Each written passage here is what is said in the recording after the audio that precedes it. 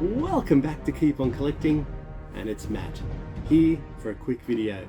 And I've gone on a bit of a toy hunt, and it was an accidental toy hunt online, and I've found this. And well, it all starts back in 1977 with Mattel's Shogun Warriors. Now this isn't the Shogun Warrior by any means, because they were a 24-inch robot, so they were up here somewhere. But in 1978, the following year, Mattel released a Godzilla from that. It's kind of like an offshoot of that line, but it belonged with the Shogun Warriors, and it's very identified in America. I don't think that we got them out here in Australia, which is a real shame. I probably would have known about it if I was a kid, because I loved Godzilla and still love Godzilla, so I don't think it was here. So apparently, you know, shopping online is the way to go these days, because I go into shops and I get very disappointed. There's just nothing in Australia. So toy hunts in Australia are just really hard at this current moment. So I guess there's a lot of the secondary market stuff or some new stuff, and that is, well, you know, from a vintage IP, and that's what this is. Now Funko or Super 7 have released this, and well, I guess it's probably best just to show you what it is. Let's have a look. This is pretty cool. I'm pretty excited by it. But this is the Shogun Godzilla. How cool is that? So it's a 3 3/4 inch figure. It's got the card up here. Looks like exactly like it did back in the 70s. And these were made, like the original ones were made from, I think, 78 to 81.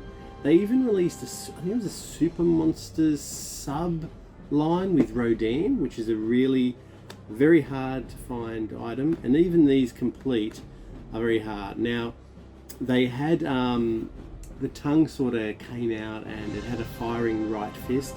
I don't think this will do that. It does have a little tongue, a latch for its tongue. Now if you really were interested in the Shogun Warriors, go and check out Brian at Mantooth. I'll leave a link in the description, but that gives you a bit of a 10-minute history on Shogun Warriors and includes Godzilla and Rodan, and it's quite interesting. And beautiful toys they are, and I don't know if I'll ever own one. Now let me get this out. Well, should I look at the card first? I guess it's a pretty good card considering it's the year 2022. Now this is what we get on the back. We just get like a glimpse of Godzilla. It's very similar to what we the way he appeared in the, well, it was a 19-inch version back in 1978. So it just gives you some details there, and I'm going to get this out of its packet and show you what it's all about. Alright, I'm back now. So this is it. 3 3/4 Godzilla. It looks pretty much a spitting image of the 78 version, and I'll grab a Star Wars figure for comparison, but this is, there you go, pretty much the same height. It's 3 3/4. And of course, you know, well, he's probably like, you could probably do as a Godzilla baby. So this is the Bandai one, and they're about 5 inches, 6 inches. So it could be like a baby Godzilla. So I guess its features, it has articulation in its neck. It's got articulation in the arms and the legs and the tail, which is a very stubby little tail, but the tail swivels around.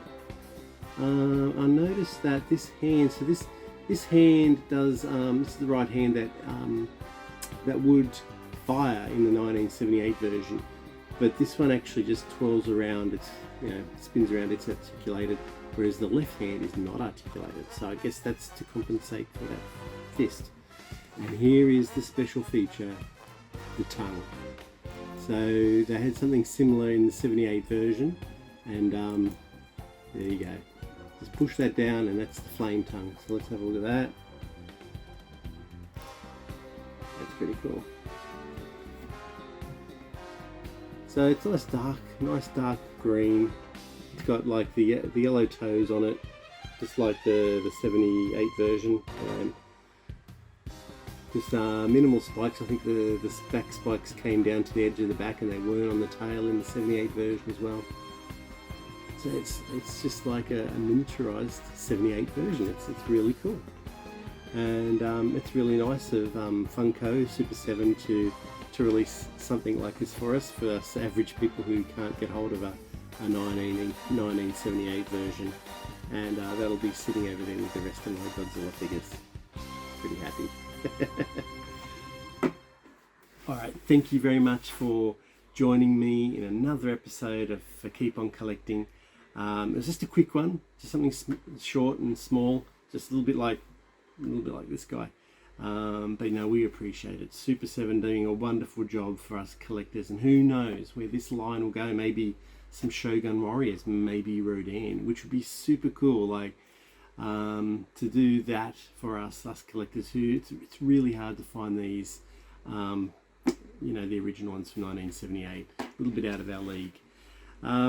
Also, just in upcoming videos, we've got something going with Ryan the Collector Kid. We're just going to meet up and have a chat about Doctor Who and Ghostbusters and his pinball machines and his collecting in general. So we're looking forward to doing that. And Andrew is going to, well, he's going to open up a big item. So stay tuned for that one.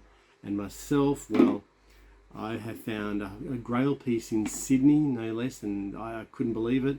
And can't wait to show you. It's a classic from an 80s IP from a movie, and yeah, I'm very happy, and I hope that you're very happy to share in this. Toys, they make us happy. Coming into our toy rooms gives us joy, just allows us freedom away from the world, and brings back all those flooding memories of our childhood. And so the nostalgic feeling, can't put a price on it. So yeah, so as Andrew and I always say, stay safe, look after yourselves, and keep on collecting. Thanks everyone for watching.